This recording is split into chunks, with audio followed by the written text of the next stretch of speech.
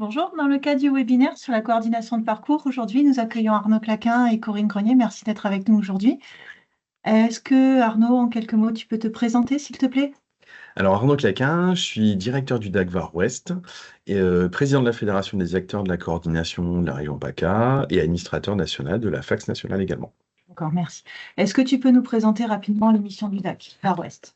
Alors les missions du DAC Var Ouest sont divisées en deux grandes parties en lien avec le cahier des charges national qui a été édité il y a 2 ans. Donc depuis le 1er janvier 2023, nous avons la première mission qui est l'appui à la coordination des parcours complexes, où tout professionnel du secteur social, sanitaire et médico-social peut faire une orientation à partir du moment où il y a un ressenti de complexité.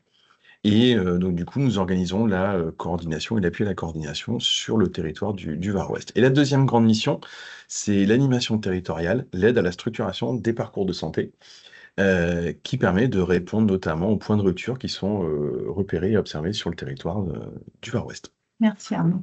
Corinne, est-ce que vous pourriez vous présenter, s'il vous plaît? Bien sûr, enchantée d'être avec vous et de vous accompagner. Donc, je suis enseignante-chercheur sur Cage Business School, qui est l'école de management basée à Marseille. Notamment, je travaille sur ces questions de transformation du champ de la santé et notamment des notions de parcours, de coordination, de coopération depuis 30 ans. J'avais accompagné des acteurs, des médecins, des psychologues, etc., a créé un réseau gérontologique dans l'Est de la France et on était en 1999. Voilà, c'était les prémices. Depuis, beaucoup de belles choses se sont passées et effectivement, puisque nous avons parlé de la coordination en coopération au sein du DAC, donc je m'intéresse à toutes ces questions de transformation dans mes travaux de recherche ou d'enseignement ou d'accompagnement des acteurs et depuis quelques temps sur les questions de coordination et de coopération dans le champ du handicap et notamment autour d'une chaire de recherche, notamment financée par la RS-PACA, autour des territoires inclusifs pour les personnes en situation de handicap. Merci à vous deux.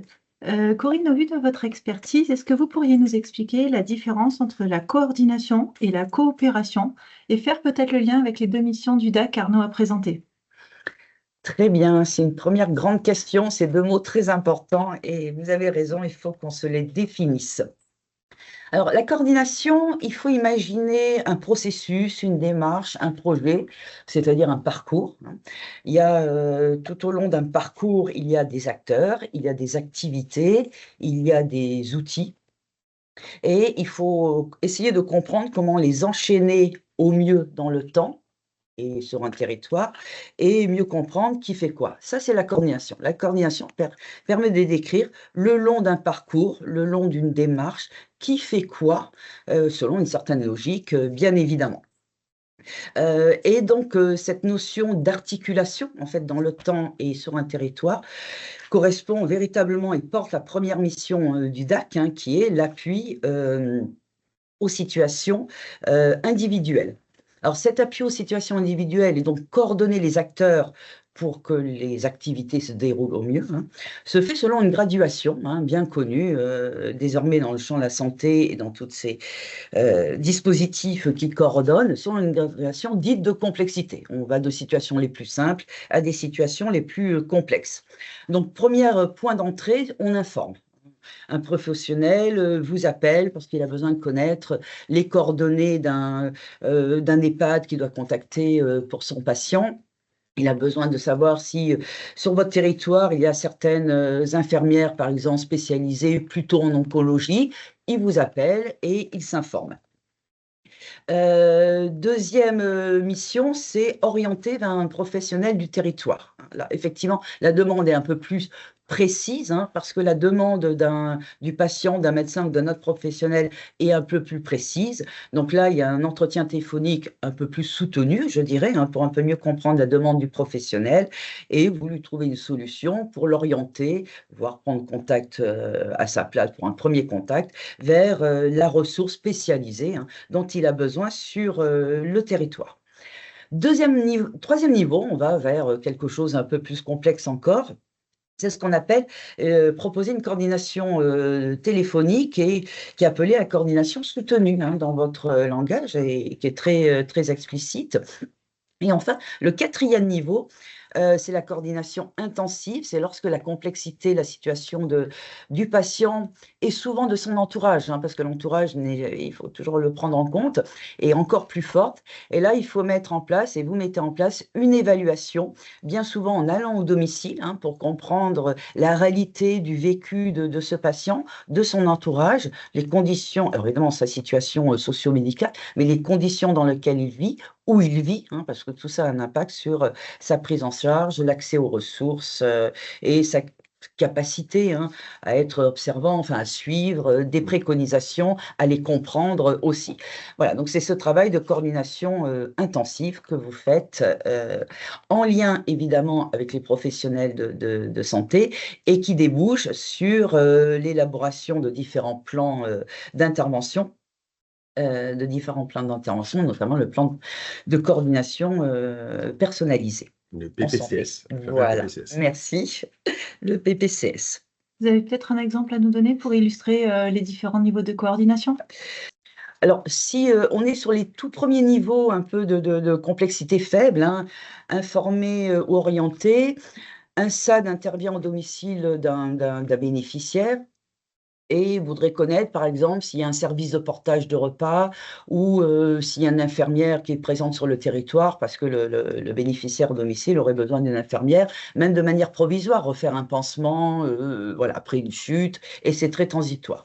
Mais il contacte le DAC et grâce à des outils qu'on verra tout à l'heure, effectivement, vous pouvez lui donner les coordonnées de cette infirmière qui passera au domicile du patient. Mais là, on est sur voilà, peut-être quelque chose de transitoire, voilà, un pansement après une chute.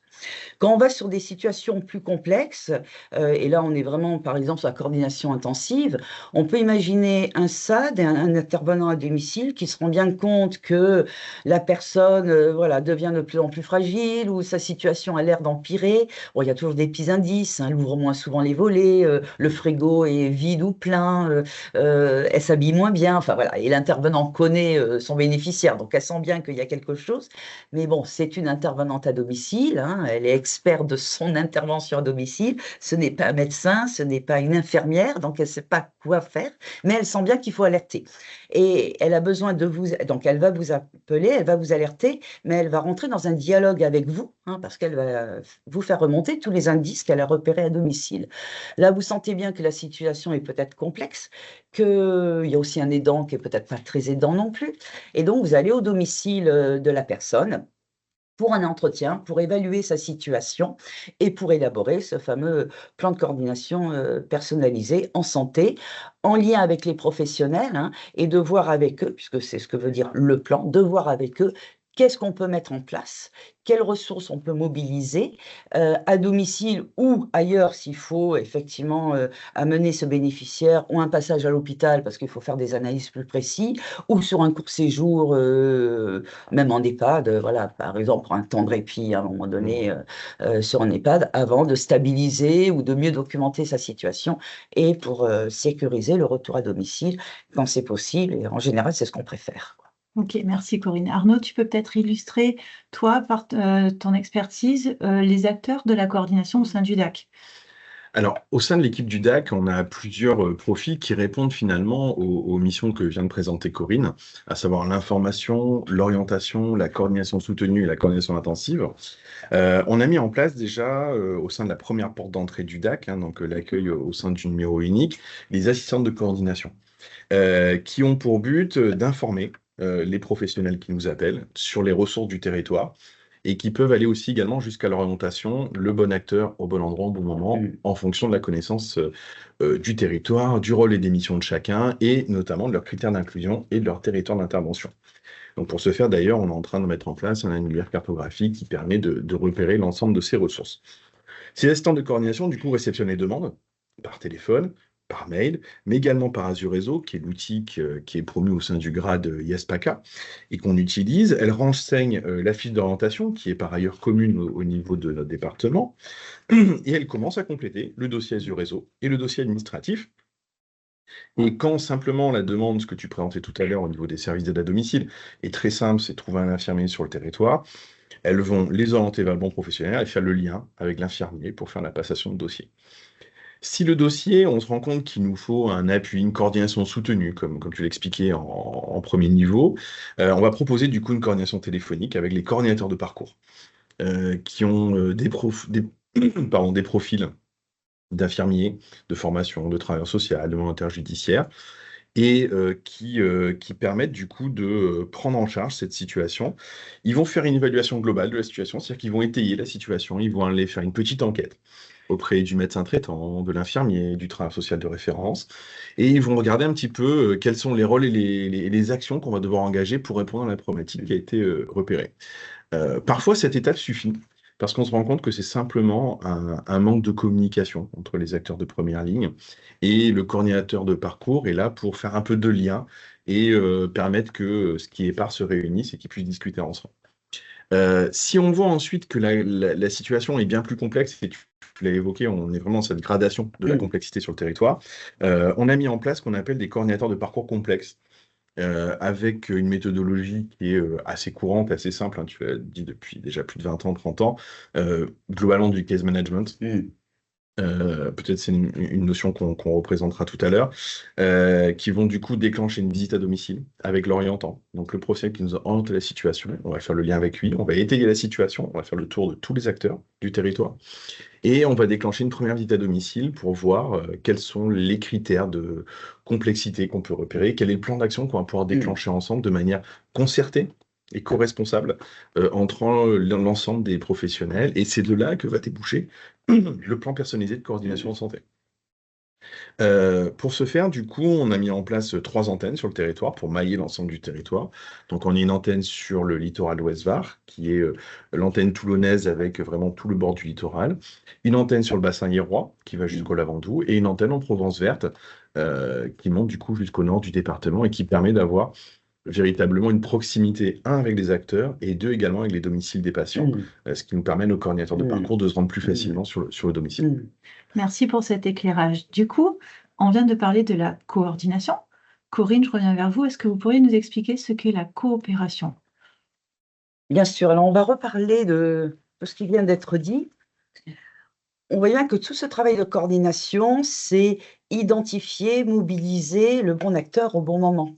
C'est-à-dire que ces acteurs, très variés, et c'est ça la richesse de l'intervention du DAC, très variés, ont besoin de se sentir en interdépendance, de savoir que l'un peut s'appuyer sur un autre, ou l'un ne peut pas tout faire, mais que précisément, il y a d'autres professionnels qui peuvent intervenir à sa place. Donc, ils ont un sentiment d'interdépendance et de devoir ensemble agir. Et c'est ça ce qui porte cette notion de coopération. C'est-à-dire qu'on ne peut pas coopérer, s'articuler dans le temps, au bon moment, au bon endroit, si ensemble, on ne développe pas une compréhension commune, une compréhension partagée, quelque chose qui est très fort, que c'est ensemble, parce qu'on a des compétences différentes, mais des compétences qui doivent s'articuler, qu'on est interdépendants et que c'est dans cette interdépendance qu'on doit agir. Donc cette dimension de coopération, elle est en quelque sorte cette idée de cause commune que l'on a sur le territoire. C'est parce qu'on doit se fédérer tous ensemble, se mobiliser tous ensemble et se soutenir, sachant que l'un peut intervenir avant ou après l'autre, mais en coordination pour le coup, mais se soutenir, que le DAC peut fonctionner et qu'il est facile de mobiliser un acteur lorsque vous avez besoin, selon les 4 niveaux d'intervention. Donc c'est ça véritablement cette dimension de coopération. Et elle porte la deuxième mission du DAC, comme quoi c'est bien fait, elle porte la deuxième mission du DAC qu'on appelle l'animation territoriale. Animer le territoire, c'est coopérer pour le territoire. Corinne, si je ne me trompe pas, il y a plusieurs niveaux de coopération. Tout à fait. Alors, il y a un premier niveau qui est un niveau très stratégique, où on décide ensemble d'un certain nombre d'axes de travail pour les quelques années à venir.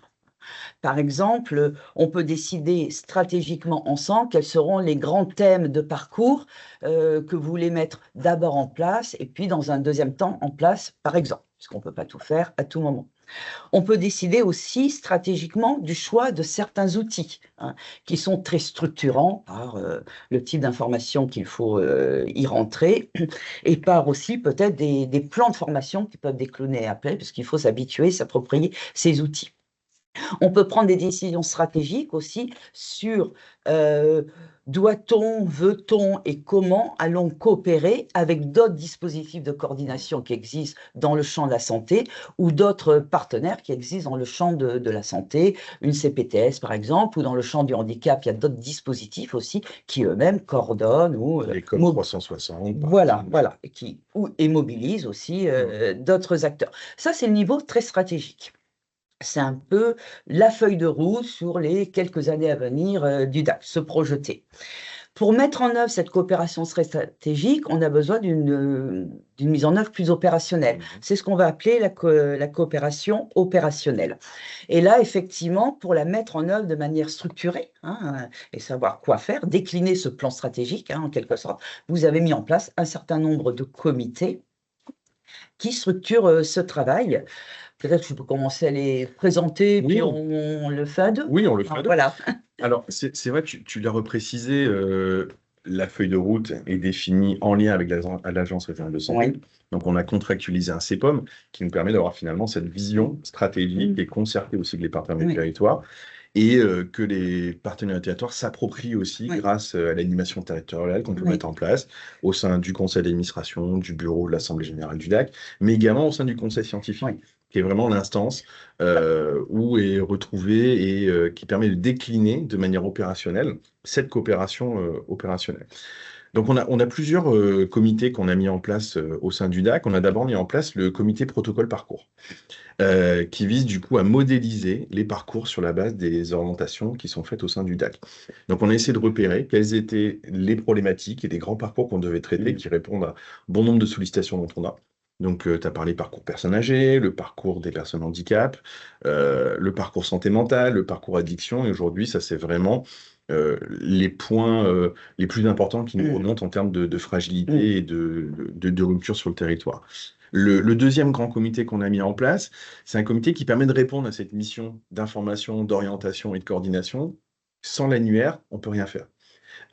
Donc, l'objectif, c'est de recenser les procès du territoire, d'avoir leur territoire d'intervention, parce qu'on sait qu'il existe des zonages pour les infirmiers, des zonages pour les services d'aide à domicile. Ils ont chacun des territoires et qui finalement est assez peu lisible. Alors très souvent, on se dit que le système santé sociale est carencé en termes d'offres, mais pas forcément. Il est très souvent plutôt en manque de lisibilité. C'est-à-dire qu'on ne sait pas vraiment qui fait quoi sur le territoire.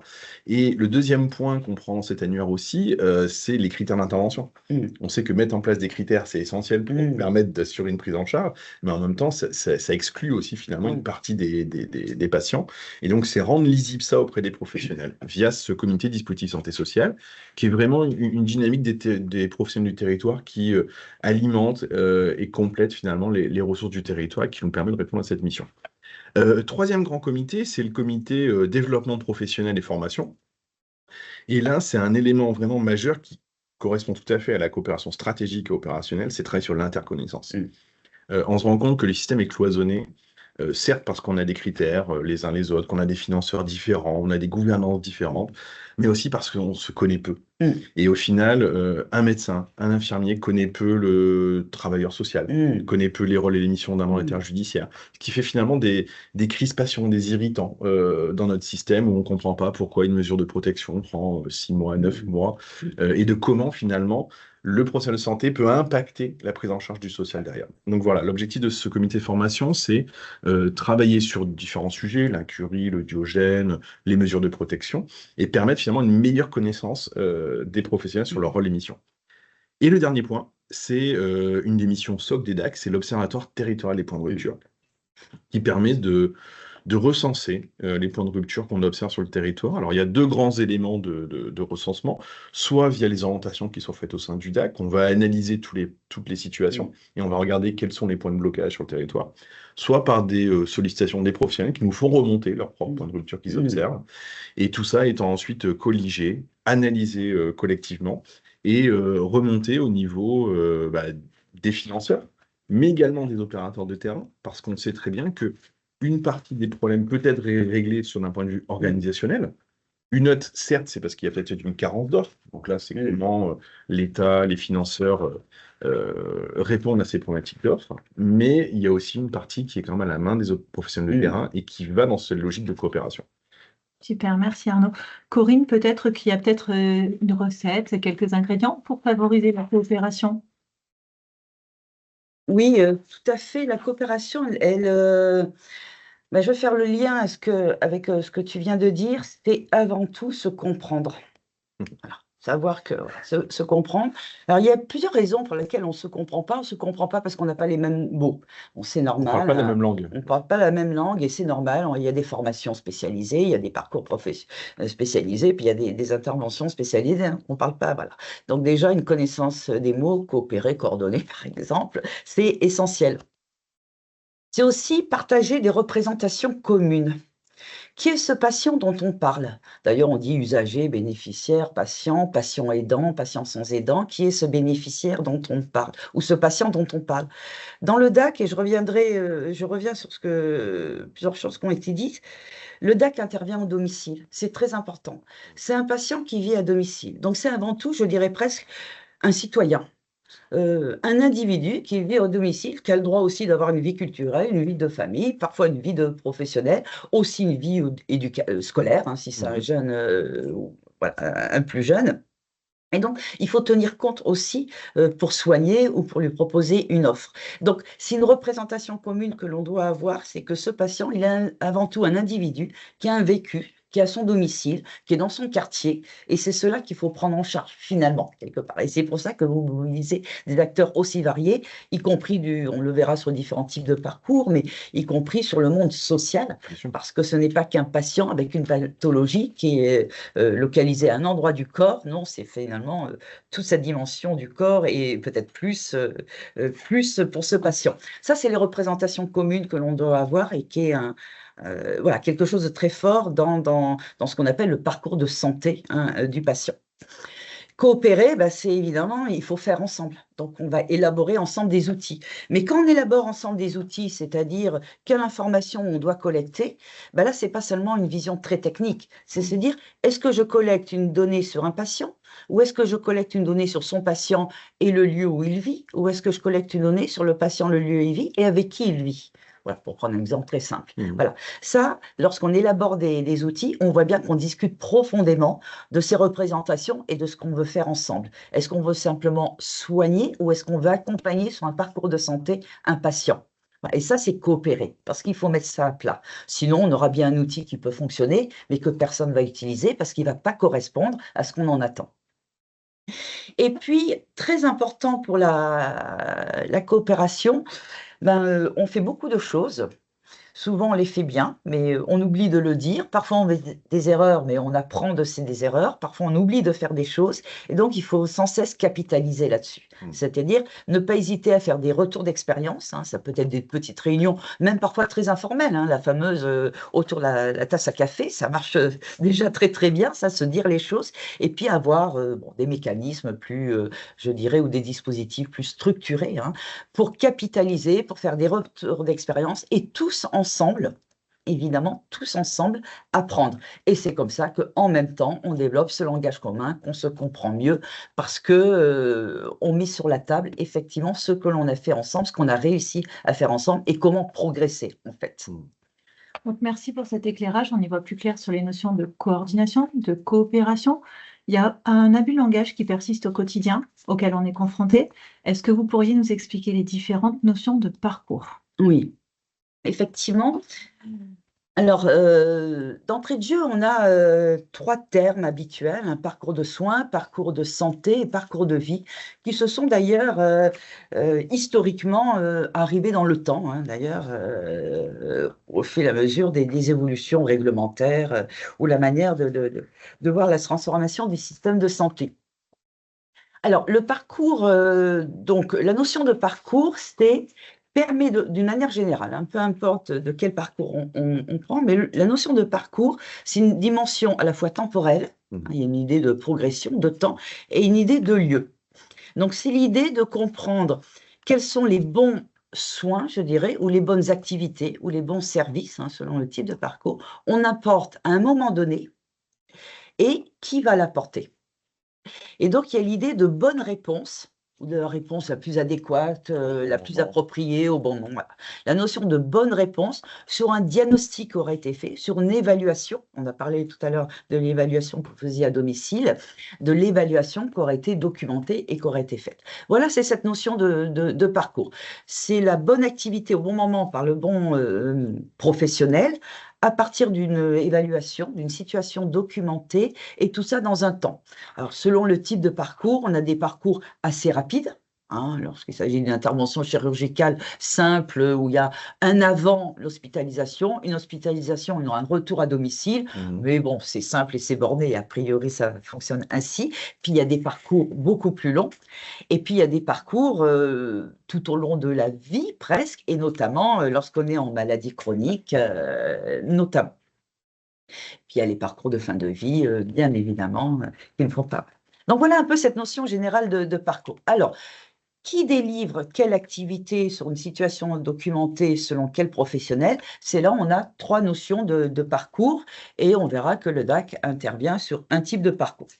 Donc on a le parcours de soins. Le parcours de soins, on est vraiment sur le sanitaire. C'est l'intervention sur le soin au sens du cure, hein, le terme.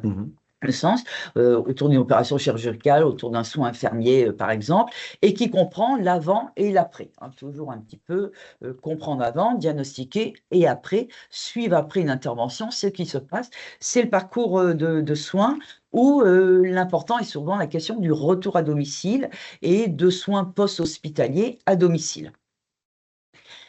On parle de parcours de santé, hein, et c'est la compétence du DAC, hein, au moins telle qu'elle est fixée par les textes. On parle de parcours de santé lorsque, à ce parcours de soins, on a une vision un peu plus large de l'intervention auprès du patient. On est plus sur le champ du médico-social, en fait, et du social. Corinne, pouvez-vous, sur les parcours, je crois qu'il y a plusieurs dimensions, est-ce que vous pouvez nous les expliquer? Tout à fait, on peut décrire cette notion de parcours, hein, un peu abstraite, autour de 6 dimensions. Donc, il y a une dimension temporelle, comme je l'ai dit, c'est la durée de l'accompagnement qui peut être court ou presque tout au long d'une vie lorsqu'on est sur des maladies chroniques, par exemple. Il y a une dimension géographique, hein. Effectivement, c'est la dimension territorialisante du système de santé et du rôle du DAC en particulier.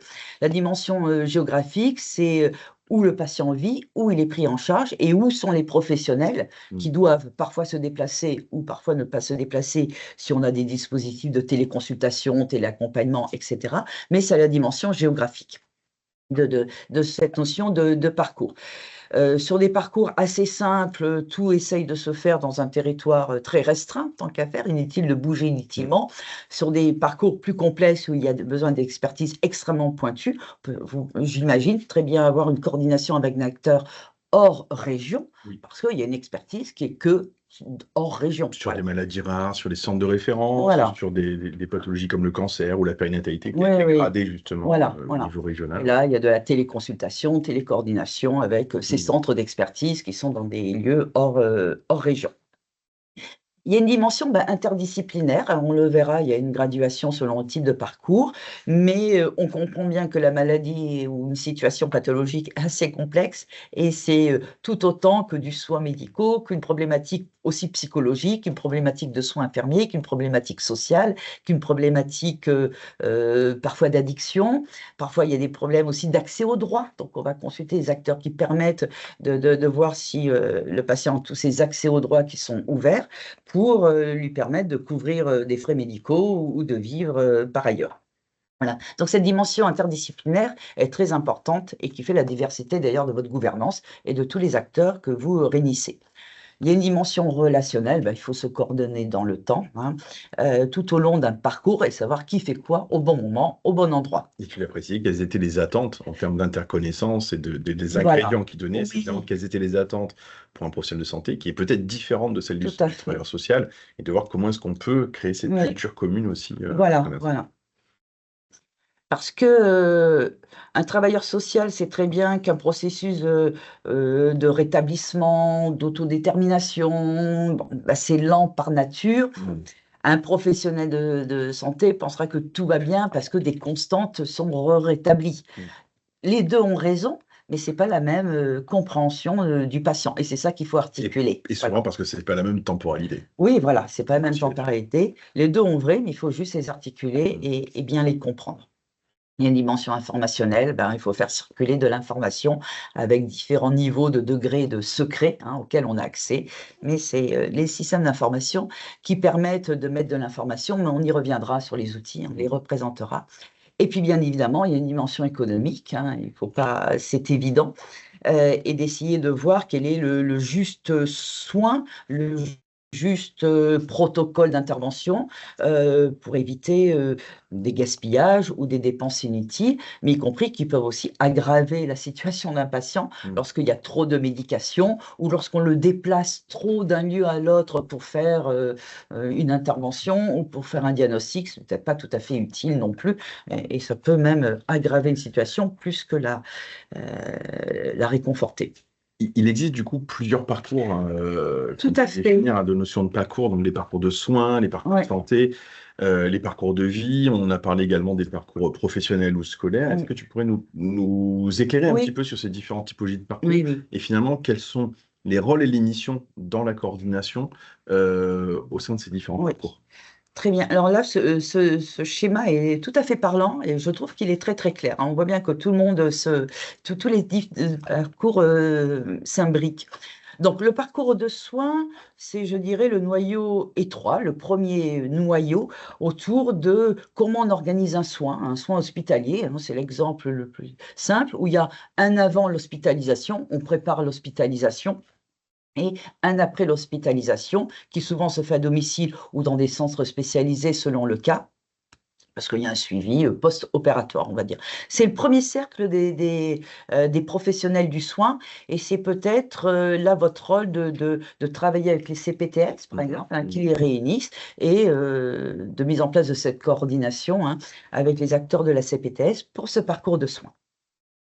Deuxième parcours, c'est le parcours de santé. On est sur une prise en compte un petit peu différente du patient que lorsqu'il y a un avant ou un après, ou tout au long d'un parcours, une maladie chronique ou une personne âgée, on a besoin de soins à domicile ou ailleurs, mais on a aussi besoin d'un accompagnement médico-social et d'un accompagnement social, c'est-à-dire de mettre à domicile des services d'aide à la personne à domicile pour l'aider au quotidien dans son rétablissement ou dans sa maladie ou dans sa vie au quotidien. Corinne, on est un petit peu sur le décloisonnement ville-hôpital là-dessus.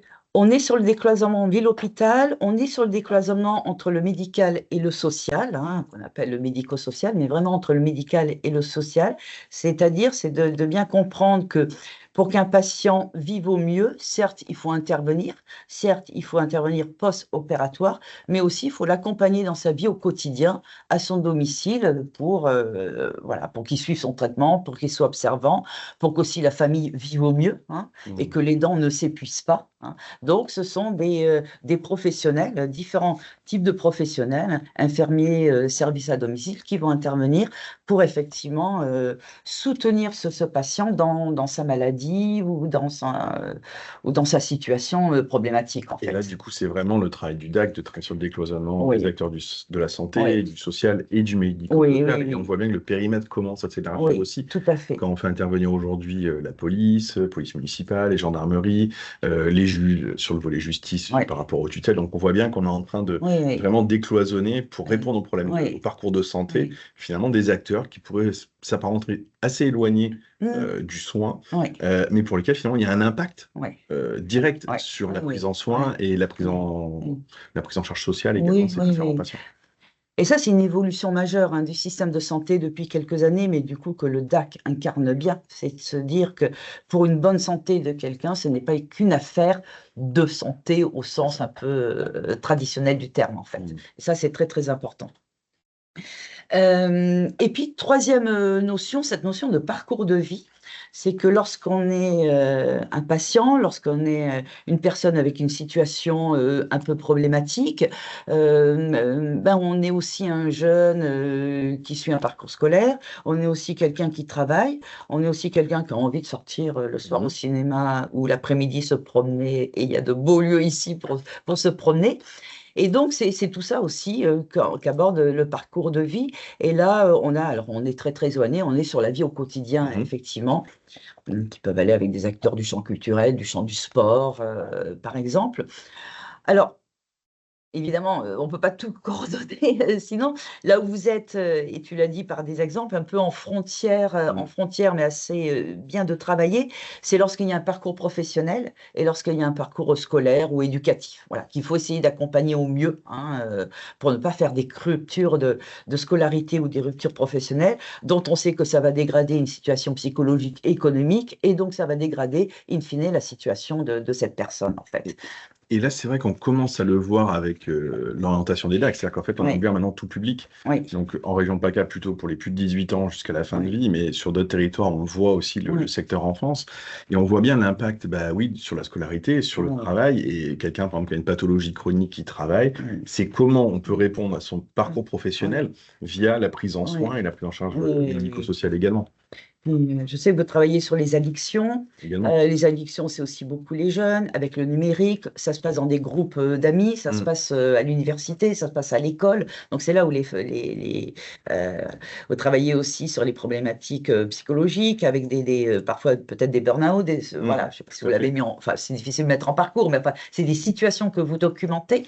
Tout ça, c'est le milieu professionnel ou le milieu éducatif, d'ailleurs, le milieu scolaire, quoi. Voilà. Donc, les frontières sont poreuses, mais c'est bien de savoir qu'elles sont là, en fait, voilà, et que ce sont des acteurs. En tout cas, c'est des questionnements que vous vous posez, notamment quand vous faites ces évaluations à domicile, et que, au-delà des des acteurs que vous coordonnez dans tous ces parcours, vous êtes, j'imagine, aussi beaucoup en alerte sur ça, et vous allez dans beaucoup de réunions, dans beaucoup d'instances où on aborde ces questions-là.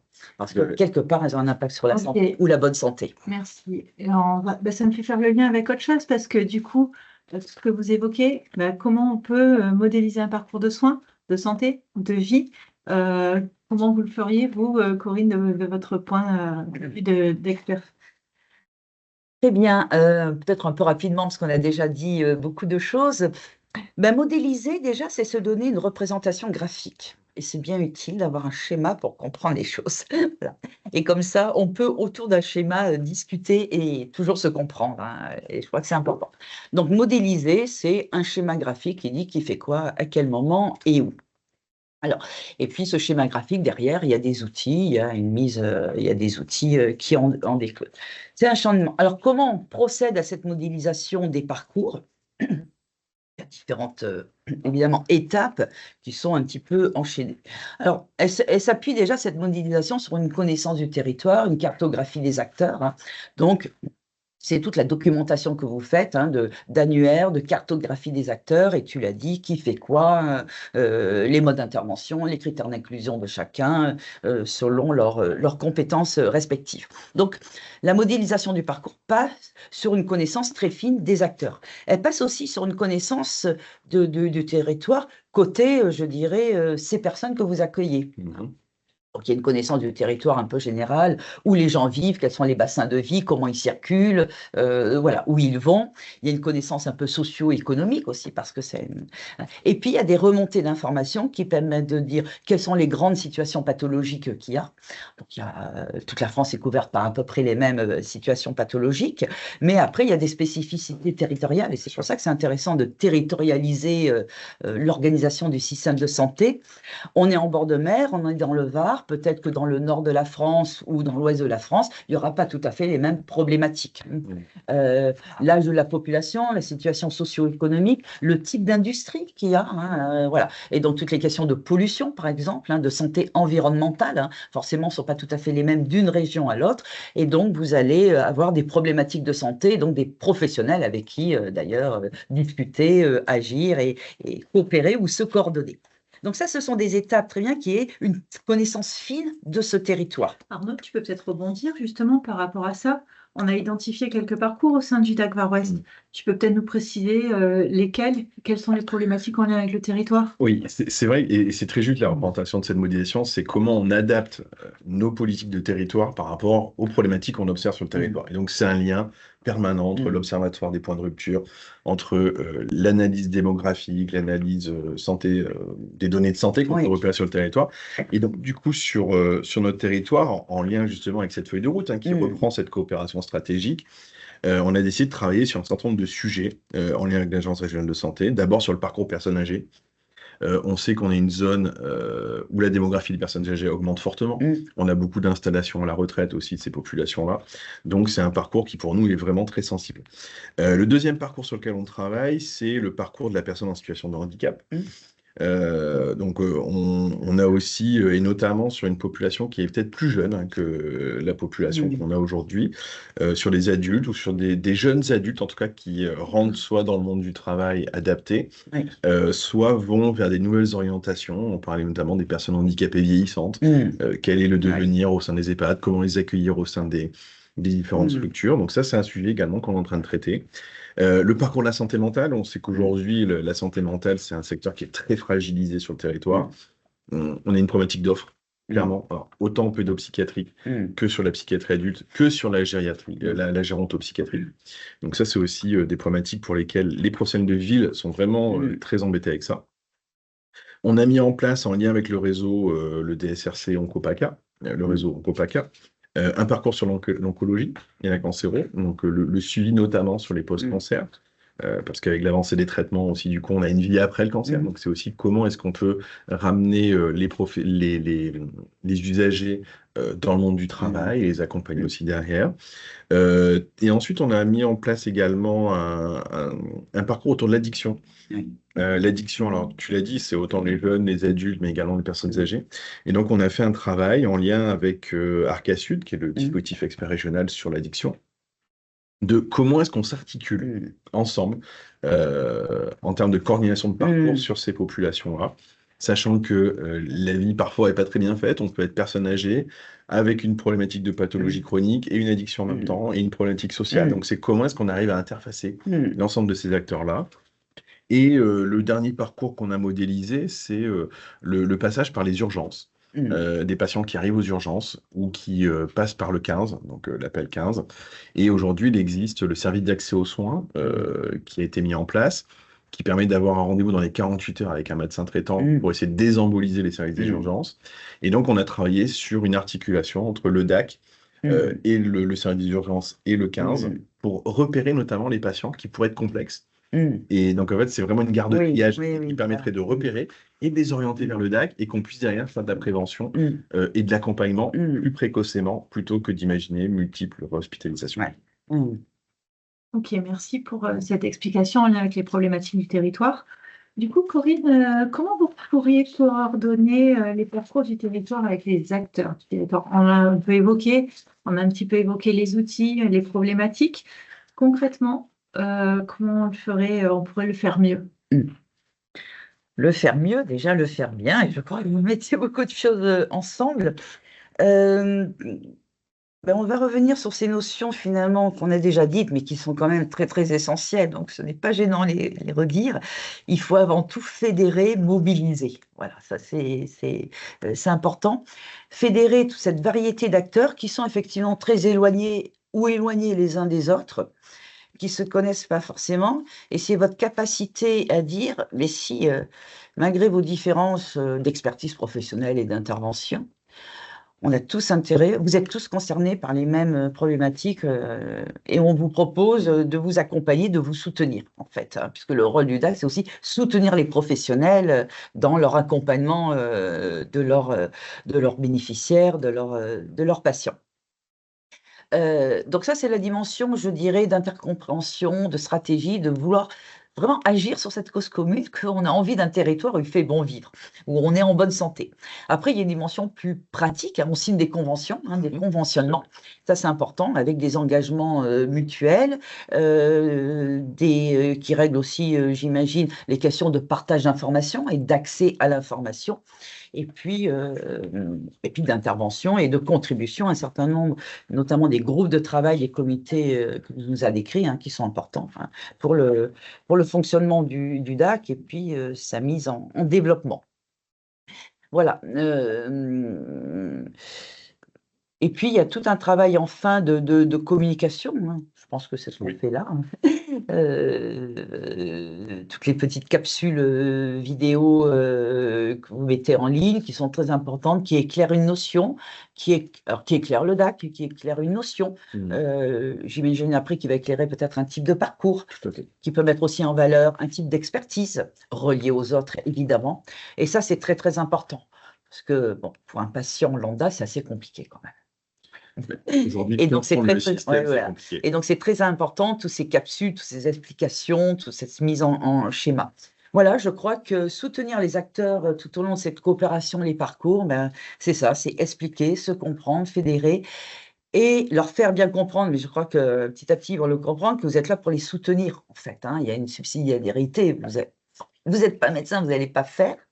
Il ne s'agit pas que d'autres fassent à la place. Arnaud, est-ce que tu pourrais nous présenter en lien avec le DAC, comment on saisit le DAC, quels sont nos critères d'entrée? C'est un terme un peu qualité, mais quels sont les outils dont on a besoin pour se coordonner, s'il te plaît?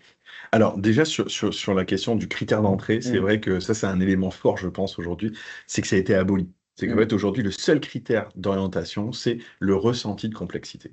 Donc, je pense que ça, c'est un point qui a été vraiment marquant dans l'orientation des DAC. Quand on reparle des réseaux de santé, des MAIA, des PPA, il y avait tout le temps des critères très précis. Et je trouve que vraiment la plus-value aujourd'hui des DAC, c'est de se dire, on a un ressenti de complexité, vous pouvez nous appeler. Déjà, ça, c'est le premier point. Dans les éléments d'entrée, donc comment est-ce qu'on travaille avec le DAC et comment est-ce qu'on interpelle le DAC? On a une fiche d'orientation. Qui est généralement commune sur un bon nombre de DAC au niveau des territoires. Dans le territoire du Var, du coup, on a mis en place une fiche départementale d'orientation qui est à disposition de tous les partenaires du territoire. Ils peuvent également nous contacter via Azure Réseau, par mail et par téléphone, mais dans tous les cas, il y a une traçabilité qui est faite sur cette fiche d'orientation qui permet de repérer aussi des critères de vulnérabilité, de fragilité, qui permet de sensibiliser les professionnels pour l'orientation. On a ensuite mis en place un annuaire des acteurs, ça on en a parlé tout à l'heure, avec le territoire d'intervention, les critères d'intervention. Et là, il y a un gros travail d'alimentation et de communication de cet annuaire qui va être mis en place. Un annuaire bien documenté, il y a presque des noms d'acteurs qu'on peut contacter. Oui, voilà, tout à fait. Et non, qui est plus utile quand il faut intervenir. En fait, on a mis en place des référents par structure.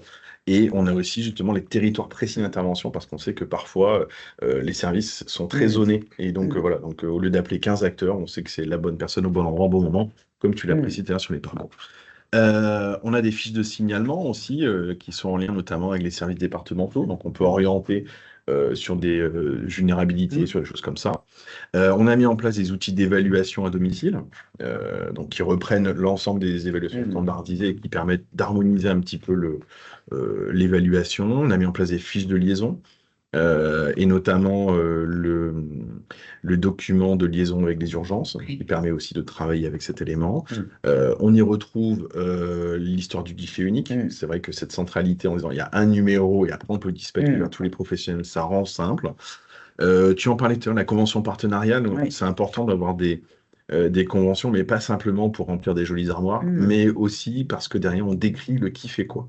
Donc, le but de cette convention, c'est vraiment de décrire de manière très pratique à quel moment on s'interpelle, qui fait quoi, les rôles et les missions de chacun, et ça structure véritablement ces parcours.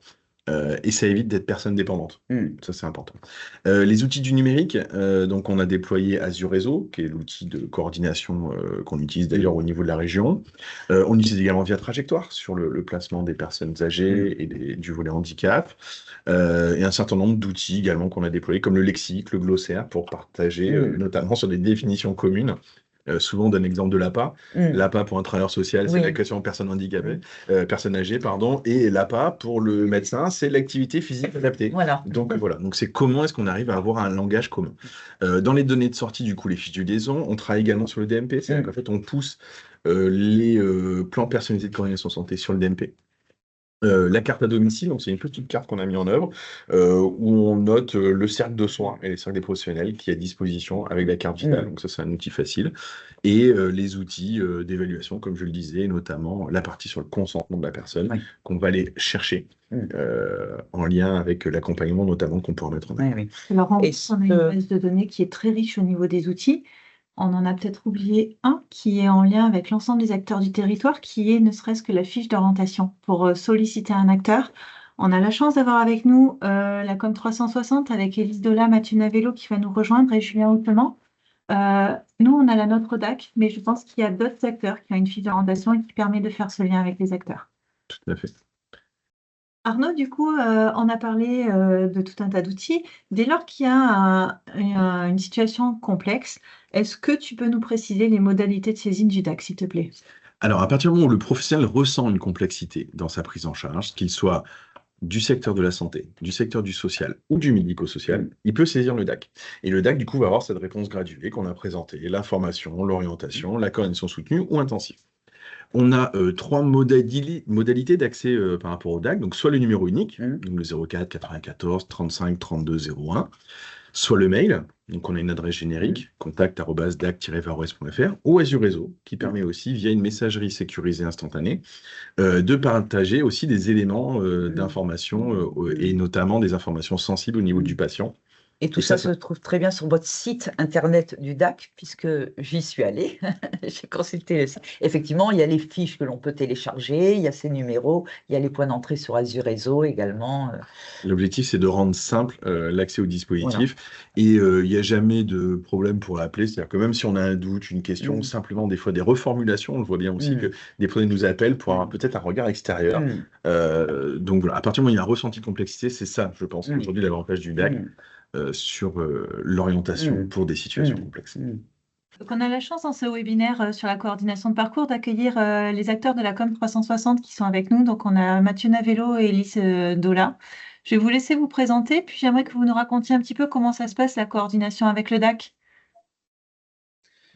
Donc bonjour, donc moi c'est donc Mathieu Navello, responsable de la communauté 360 et du PCPE, le pôle de compétences et prestations externalisées. J'en parle puisqu'effectivement le 360 est rattaché directement et administrativement au PCPE et il y a donc forcément des missions qui peuvent être communes et c'est une réelle stratégie le fait que le 360 soit rattaché au PCPE. Bonjour à tous, je suis Élise Zola, conseillère en parcours sur la communauté 360 du Var. Donc, pour présenter un petit peu la communauté 360, la communauté est donc une plateforme téléphonique avec un numéro vert unique, le 0800 360 360, qui est un numéro vert national. Donc, lorsqu'on appelle, donc il y a une communauté 360 par département. Et donc, la personne doit écrire le numéro du département et tombe donc sur des conseillers en parcours qui vont répondre aux questions et qui est ouvert aux usagers, à leurs familles, à leurs aidants et également aux professionnels. Et c'est pour répondre à toute question relative au handicap. On a vraiment cette spécificité. On n'est pas générique. Dans l'évaluation, on va être générique, mais en tout cas, dans la question, forcément, elle est uniquement sur la question du handicap. Et donc, l'objectif, c'est de répondre sur plusieurs niveaux. Le premier niveau de réponse, c'est effectivement de répondre à des questions directes, sur les questions très administratives, comment remplir un dossier MDPH, où en est mon dossier qui a été déposé à la MDPH, quel partenaire existe-t-il sur le territoire, vers qui je peux me rapprocher, etc., etc. On est vraiment sur la question directe.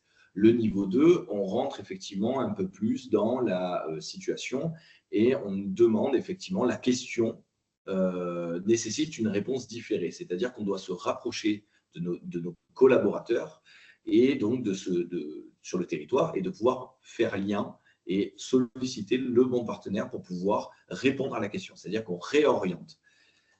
Et c'est là où effectivement le sens de communauté prend tout son sens, enfin la communauté prend tout son sens, c'est-à-dire qu'on a établi un réseau partenarial, mais avec un peu plus un partenariat renforcé. Donc, on va appeler des membres cœurs. Donc, on a établi effectivement des conventions et des modalités de coopération avec les acteurs du territoire et notamment des acteurs bien ciblés tels que le DAC. Alors, j'y reviendrai dans le fonctionnement, mais en tout cas, par exemple, le DAC est également un membre au cœur de la communauté et avec forcément un partenariat renforcé.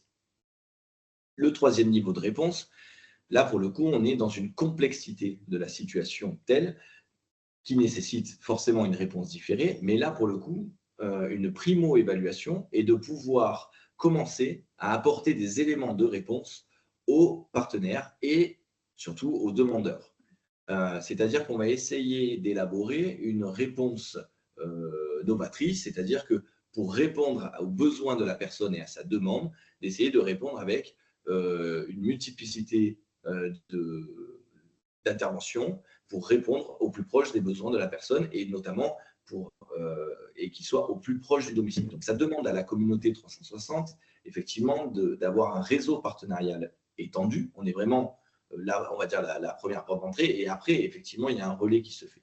Le 360 rentre très peu dans une coordination renforcée. Par contre, on est dans une primo-coordination, c'est-à-dire qu'on va commencer à essayer de solliciter les bons partenaires pour les mettre en place. Et on va essayer de déterminer avec cette évaluation, puisque pour avoir une coordination de qualité, il faut forcément une évaluation de qualité.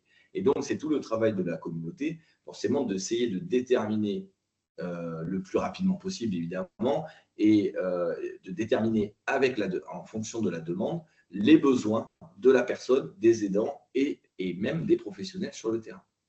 Mathieu, du coup, je vais faire le lien avec ce qui a été introduit tout à l'heure en réunion. Finalement, vous avez les 3 étapes de la coordination qu'on a expliqué tout à l'heure, à savoir l'information, l'orientation, la coordination soutenue ou coordination téléphonique et la coordination intensive ou coordination au niveau des acteurs du territoire avec, en fonction d'un degré de complexité. Vous fonctionnez comme le DAC.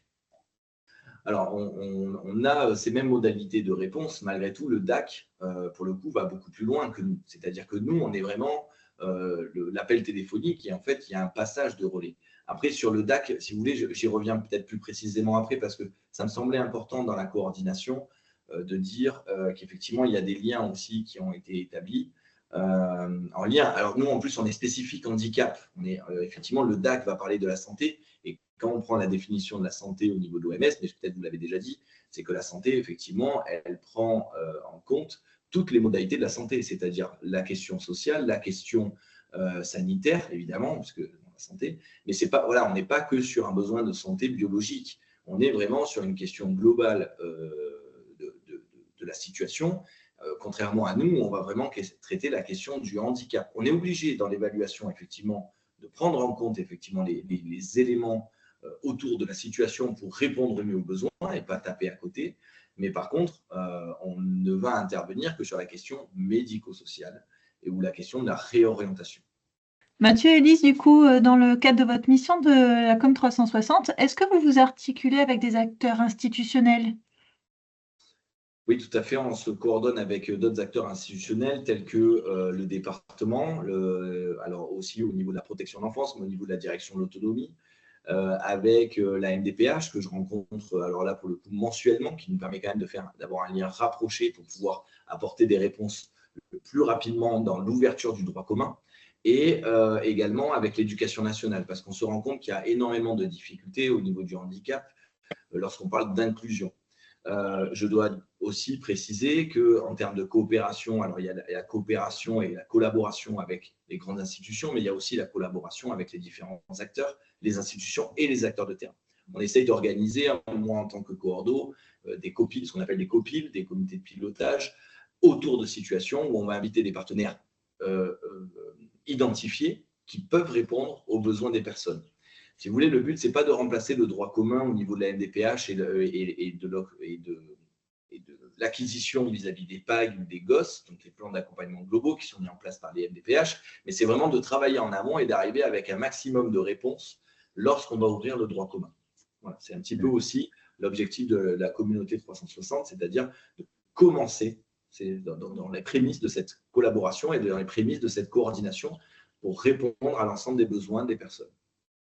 Ok, merci Mathieu. Du coup, est-ce que tu pourrais nous expliquer, toi ou Élise, en fait, l'articulation que vous avez mis en place avec le DAC, la COM 360 et le DAC? Donc, au niveau de l'articulation avec le DAC, c'est vrai qu'on a établi des rencontres régulières, ou du moins des contacts réguliers, et qui nous permettent d'échanger autour de cette collaboration. Il y a également la mise en place des fiches de saisine autour des situations, donc fiches de saisine du DAC vers la communauté 360 ou des fiches de saisine de la communauté 360 vers le DAC. On a établi au travers de groupes de travail cette fiche de saisine pour savoir effectivement quels étaient les éléments importants à se transmettre pour pouvoir répondre au mieux et comprendre les modalités de saisine et les objectifs de cette saisine. On a pu aussi, et j'ai trouvé que c'était en tout cas, et je pense que le DAC aussi, très intéressant de pouvoir intervenir ensemble autour de situations qui étaient effectivement extrêmement complexes, puisque en fait la réponse était multimodale, c'est-à-dire qu'on avait besoin effectivement du regard du médico-social et du regard de l'approche au niveau de la santé, donc comme je le disais tout à l'heure, d'une approche beaucoup plus globale, pour soutenir l'ensemble, pour répondre à l'ensemble des besoins de la personne et soutenir ensemble les partenaires autour de la situation, c'est-à-dire comment on va coordonner ensemble avec tous les partenaires. Donc, c'est-à-dire qu'il y avait vraiment une action commune et en tout cas, ça s'est avéré assez efficace vis-à-vis surtout des partenaires et pour pouvoir répondre à la personne. Également, on essaye aujourd'hui de savoir comment améliorer les modalités de coopération entre le DAC et la communauté. Je crois qu'aujourd'hui, on a plutôt bien clarifié la question de ce qui relevait de la question du DAC et ce qui relevait de la question de la communauté. C'est vrai qu'au tout début de nos créations, puisqu'on est quand même des entités assez récentes, il y avait cette confusion à savoir, mais par qui je passe? Est-ce que je dois passer par la communauté ou est-ce que je dois passer par le DAC? Aujourd'hui, je crois qu'on a plutôt bien clarifié les choses. Déjà, ce qui est bien, c'est qu'on a clarifié les choses entre nous et après, on a pu effectivement diffuser cette information auprès des partenaires. Moi, j'ai quand même la sensation qu'on a fait une communication qui était plutôt efficace vis-à-vis des partenaires et les choses sont plutôt claires. On a ce lien-là, pour moi, en tout cas avec les DAC, parce que vous l'avez dit tout à l'heure, on a des missions qui peuvent être communes et c'est pour ça que le lien doit être renforcé entre les DAC et les communautés, de manière générale sur le territoire. D'ailleurs, on a vu aussi sur d'autres territoires que des DAC étaient porteurs des communautés. Et on voit bien en fait qu'on a des missions similaires et donc on a tout intérêt finalement à travailler ensemble pour pouvoir répondre surtout aux personnes qui en ont besoin. Du coup, Arnaud, Mathieu, on peut presque dire qu'on est en train de modéliser le parcours de la personne en situation de handicap entre l'articulation DAC et COM 360. Oui, je pense que on est vraiment dans cette étape-là aujourd'hui, c'est de rendre lisible un parcours, comme tu l'as évoqué tout à l'heure. Quels sont les acteurs, comment est-ce qu'on modélise la prise en charge d'un point de vue graphique, et qu'une orientation arrive par la COM 360 ou arrive par le DAC, elle va être prise en concertation dans tous les cas, parce que c'est sur un critère de personnes en situation de handicap. Et donc, nous, on va se coordonner. L'objectif, c'est vraiment de rendre ces guichets invisible entre guillemets, l'arrière-boutique entre guillemets de comment on s'organise ensemble. Ça intéresse peu les professionnels. Il faut juste savoir qu'à partir du moment où il y a une sollicitation qui est faite d'un côté ou de l'autre, on va se mettre autour du table et on va discuter ensemble. Mathieu l'a dit et Élise aussi sur l'intervention commune. Je pense que c'est essentiel. On a un regard croisé et l'aspect de communauté a beaucoup de sens aussi pour nous. C'est-à-dire c'est des valeurs partagées, une vision partagée. Et il y a un principe également qui est pour moi sur des dispositifs qui sont cousins avec finalement le même ADN, c'est la question de la subsidiarité. C'est-à-dire qu'on ne va pas faire à la place d'eux. Aujourd'hui, quand l'expertise d'évaluation au domicile et sur l'évaluation de qualité est faite par des acteurs du champ du handicap via la communauté 360, le DAC ne va pas se substituer à le faire. C'est comme aujourd'hui pour la même question sur le volet addiction. On a des équipes qui vont faire d'évaluation sur l'addiction avec la Carca Sud, sur le dispositif experts régionaux. On ne va pas se substituer à le faire. Donc l'objectif, c'est comment est-ce qu'on arrive à mailler nos différentes évaluations et comment on arrive à travailler ensemble au profit du citoyen, du patient et du professionnel. Il peut y avoir aussi de l'apprentissage. Il y a de l'apprentissage croisé.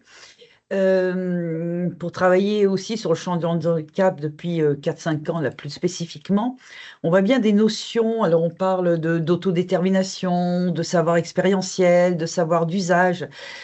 Bon, par exemple, il y a des notions comme ça qui naissent dans un secteur du champ de la santé et qui se diffusent après. Et donc là, vous avez des apprentissages croisés à vous faire. C'est peut-être pas forcément des notions plus habituel quand on vient du champ du médical, peut-être plus du champ du handicap pour celle que je cite, hein, on peut en trouver inverse évidemment. Et là, les notions vont circuler à travers cette coopération entre vous deux. Et je trouve ça très intéressant. C'est très juste, c'est un bon exemple Ouais. parce que justement, quand on a fait ce travail autour des fiches de saisine, Mmh. quand on avait vu la vision apportée par la COM 360, il y avait cette question d'autodétermination. Ouais. Et c'est vrai que nous, dans notre fiche d'orientation, on n'avait pas forcément mis ce critère, enfin cette partie toute bête, hein, cette Mmh. petite case sur quel est le souhait du patient. Oui. En fait, on allait l'interroger par l'étayage lors de la discussion, Mmh. mais on l'avait pas mis dans notre fiche Oui. d'orientation. Mmh. Et je trouve que, en effet, cette question d'autodétermination qui est forte sur Mmh. le volet du médico-social nous a apporté aussi cette réflexion, Oui. sachant qu'on le fait via le consentement, etc. Mais c'était peut-être pas formalisé de la même Oui, façon. oui, oui, peut-être pas aussi loin. Enfin, Exactement, voilà. exactement. Mmh. Donc, je pense qu'on apprend les uns Oui, avec oui. les autres dans cette Oui, communauté. cet apprentissage croisé, pour reprendre le terme de C'est croisé, exactement ça. commun. Mmh. Un grand merci à vous pour cette participation aujourd'hui. Mathieu, Élise, Arnaud, Corinne, merci beaucoup d'avoir participé au webinaire sur la coordination de parcours avec nous aujourd'hui. Merci à vous. Merci beaucoup. Alors bonjour Julien, on a la chance de t'avoir avec nous sur le webinaire de coordination aujourd'hui. Est-ce que déjà tu peux te présenter rapidement pour qu'on puisse t'identifier, s'il te plaît? Oui, eh ben alors moi je m'appelle Julien Hautement, je suis de formation initiale kinésithérapeute ostéopathe depuis 1999 et je participe à la vie des professionnels de santé kinésithérapeutes depuis 2003 où j'exerce divers mandats en responsabilité, en particulier en région PACA pour ma profession, à l'URPS, à l'ordre, au syndicat initialement, voilà, et j'ai des formations complémentaires de 3 masters que j'ai effectués pour être, j'allais dire, au plus au fait de ce que représente l'organisation des soins. Voilà, donc aujourd'hui, j'exerce quasiment plus que ces mandats et je préside la CPTS Toulon Littoral, ce qui me vaut mon intervention aujourd'hui auprès de vous. Alors justement, est-ce que tu peux nous en dire un petit peu plus sur l'émission de la CPTS, s'il te plaît? Alors, est-ce que vous me voyez bien déjà à l'écran? C'est bon? Oui. Ok. Alors, la coordination des parcours en santé vue d'une communauté professionnelle territoriale de santé. Pour moi, c'est une approche visant à améliorer la qualité et l'efficacité des soins en assurant une prise en charge coordonnée et continue des patients. Donc, pour moi, les différents aspects de cette coordination, ils reposent tout d'abord sur une collaboration interprofessionnelle. C'est ça l'essence même de la CPTS. Et cette CPTS réunit divers professionnels de santé, vous savez, des médecins généralistes, spécialistes, en passant par les kinés, les pharmaciens, et tous ces gens-là collaborent pour assurer une prise en charge globale des patients. Cette collaboration permet une meilleure communication entre différents intervenants et évite les redondances et les ruptures de soins. La planification des soins est le deuxième axe. Les parcours de soins sont planifiés en tenant compte des besoins spécifiques de chaque patient. Les CPTS élaborent un protocole de soins et de parcours adapté aux pathologies chroniques, aux situations de dépendance. Il y a un troisième axe qui est l'accès aux soins, qui est fondamental. Et là, les CPTS travaillent pour améliorer cet accès pour les patients en organisant des permanences de soins, en facilitant la prise de rendez-vous, la recherche d'un médecin traitant. Elles cherchent également à réduire les délais de prise en charge, très important, en optimisant les ressources disponibles sur le territoire. Nous avons aussi, pour nous aider, les fameux outils numériques. La coordination est souvent soutenue par ces outils numériques. Les dossiers médicaux partagés, les plateformes de télémédecine, les systèmes d'information partagés, qui facilitent l'échange d'informations aux professionnels de santé. Ces outils permettent une mise en place et une mise à jour réelle des données de santé des patients, améliorer la réactivité et l'intervention des patients. Et puis pour moi, il y a aussi l'éducation thérapeutique du patient, qui est fondamentale. Et là, les CPTS jouent un rôle très important en formant les professionnels de santé, en sensibilisant les patients à la gestion de leur santé et en les autonomisant. Elle organise des actions de prévention et de promotion de santé également. Enfin, il y a le suivi et l'évaluation des parcours de soins, qui est assez transversal de toutes nos institutions, qui permet un suivi régulier pour assurer et évaluer l'efficacité de nos parcours.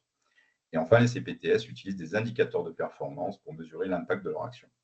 En résumé, la coordination des parcours en santé pour une CPTS vise à mettre en place un réseau de soins cohérent et intégré, centré sur les besoins du patient et à optimiser les ressources disponibles sur le territoire avec une meilleure efficience, bien évidemment, pour offrir des soins de qualité accessibles et continus.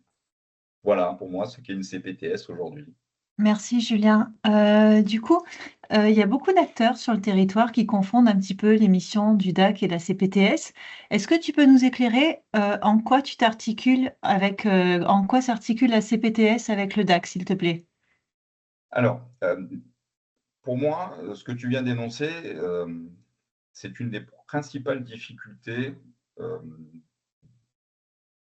la littératie en santé pour les professionnels comme pour les patients.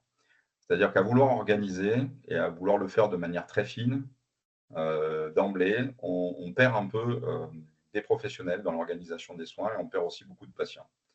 C'est-à-dire qu'on multiplie les dispositifs en les nommant avec des acronymes et c'est un langage qui devient un petit peu, j'allais dire, administratif, voire un petit peu corporatiste administratif. C'est-à-dire qu'on perd les professionnels de santé, qui ont aussi leur langage d'ailleurs, et on rentre dans une communauté d'organisation des soins qui a pour autant un but très légitime et, j'allais dire, très vertueux. Mais je pense que voilà, là déjà, quand on commence à parler de DAC, de CPTS, et tous les acronymes qu'on dit depuis le début, je pense qu'on perd un petit peu tous les professionnels. Alors après, effectivement, quand on a dit ça, derrière, qu'est-ce que font ces acronymes? Alors là, pour le coup, quand on leur explique, ils disent « Ah, mais je connais, effectivement, moi, la MSP fait la même chose que toi. » Et le DAC aussi, je les ai appelés, et du coup, on reçoit énormément d'appels qui concernent soit le DAC, qui concernent soit une autre institution. Ce matin, j'avais au téléphone une orthophoniste qui appelait la CPTS pour avoir des informations sur sa profession. Enfin, c'est tout à fait pertinent d'appeler la CPTS, mais ce n'est pas du tout pertinent de ne pas appeler son URPS ou son ordre pour avoir les dernières dispositions relatives au décret sur l'accès direct des orthophonistes. Donc, on mélange un peu toutes ces institutions. Et ça, c'est une vraie problématique qui, je pense, ne nous aide pas au quotidien. Alors après, quand on parle d'articulation avec le DAC, je pense qu'on ne fait pas du tout la même chose. Nous, on le sait, les autres ne le savent pas. Nous, qu'est-ce qu'on fait? On est au plus près, on est le dernier kilomètre des politiques publiques, c'est-à-dire qu'on est là pour informer, on a rappelé toutes les missions précédemment, on est là aussi pour être les acteurs du terrain qui connaissons le mieux le terrain, et aussi pour éviter les points de rupture, c'est-à-dire que quand il y a un blocage quelque part, même si le parcours de soins est écrit, même s'il y a un logigramme, il peut y avoir un certain nombre d'écueils dus à la vie, j'allais dire, du territoire. Le DAC, lui, il est, j'allais dire, en back-office, c'est-à-dire ce sont des professionnels de la coordination qui vont être là pour un petit peu structurer tous les parcours et en particulier les cas complexes. Et dès que ça devient un peu compliqué, il faut avoir, j'allais dire, un certain nombre d'intervenants, et pour le DAC, ce sont des salariés qui travaillent à la coordination, qui sont là et qui prennent plus de temps pour aller faire du travail, j'allais dire, minutieux, complexe, et qui demandent une vraie expertise. Donc nous, on travaille sur des parcours qui sont très fléchés, et on ne fait pas, j'allais dire, un travail qui est d'une complexité incroyable. Quand on nous appelle pour un médecin traitant, on a nos filières, on a nos logigrammes, on a notre parcours. Et après, quand il s'agit d'articuler d'autres professionnels de santé sur nos parcours, au bout de 2-3, on se perd rapidement. Donc là, c'est le travail. Julien, j'aimerais bien que, par exemple, tu nous expliques un petit peu l'articulation entre DAC et CPTS autour du médecin traitant, s'il te plaît. Un exemple concret qui parlerait plus aux acteurs, en fait. Oui. Alors, l'articulation du DAC avec le médecin traitant, nous, on l'a construit en fait à travers notre page d'accueil sur le site de la CPTS à recherche de médecins traitants. D'ailleurs, on s'est dit, le boulot de la CPTS, c'est aussi d'éviter les pertes de chance, les non-observances de traitement et de fluidifier les parcours. Donc, le DAC a les mêmes objectifs. Très bien. Donc, quand un patient ou un professionnel de santé va sur notre site, il peut faire une demande de médecin traitant. Une demande de médecin traitant, ça peut être très simple. J'ai 40 ans, je recherche un médecin traitant, ce n'est pas très compliqué. Je viens de déménager, je ne connais personne. En revanche, quand c'est un professionnel de santé qui cherche un médecin traitant pour un patient, il s'avère avoir soit une pathologie chronique stabilisée ou pas, soit des difficultés qui relèvent du social ou du médico-social. Nous, on fait toujours notre job, c'est-à-dire on a notre travail de notre côté qui est d'aller chercher le médecin traitant le plus à même à prendre en charge le patient, c'est-à-dire qui fait du domicile, mettons, ou qui travaille avec une infirmière en pratique avancée qui va aller à domicile. Ça, c'est notre job. Et donc, pour le coup, l'organisation qui relève du social, du médico-social, et j'allais dire la vision globale du patient, elle appartient au DAC. Donc, ce qu'on a fait, on a ajouté une petite case.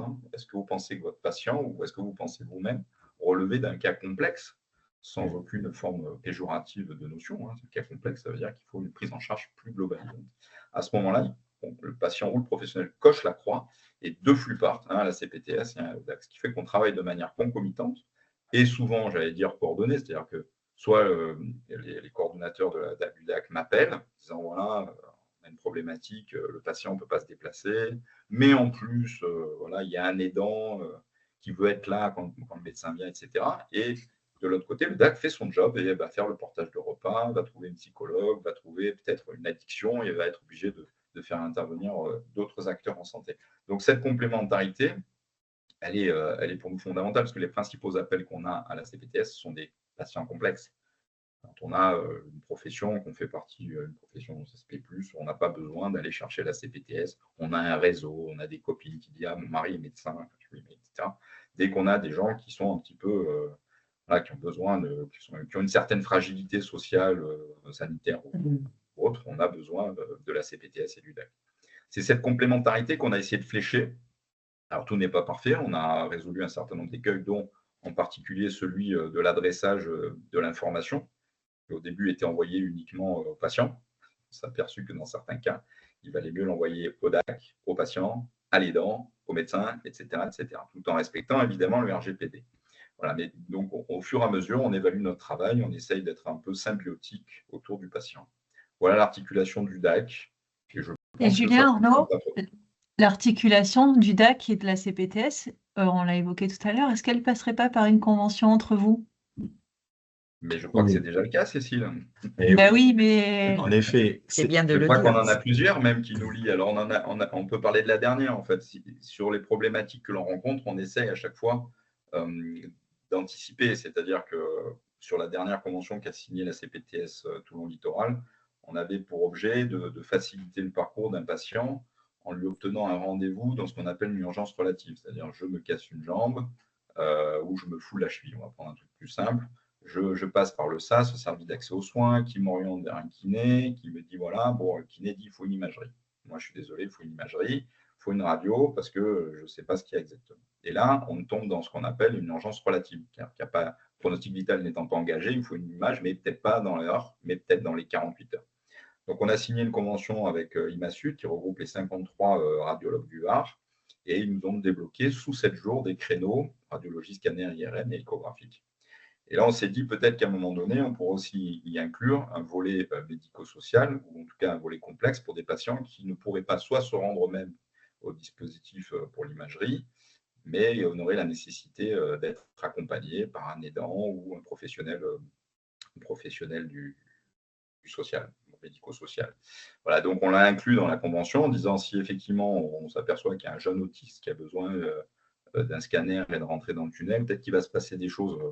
Et on n'est pas très sûr que le personnel du centre de radiologie soit à même et ait du temps pour gérer ce patient. Donc, on va faire un écosystème autour de lui ce jour-là. On va préparer le rendez-vous. Voilà.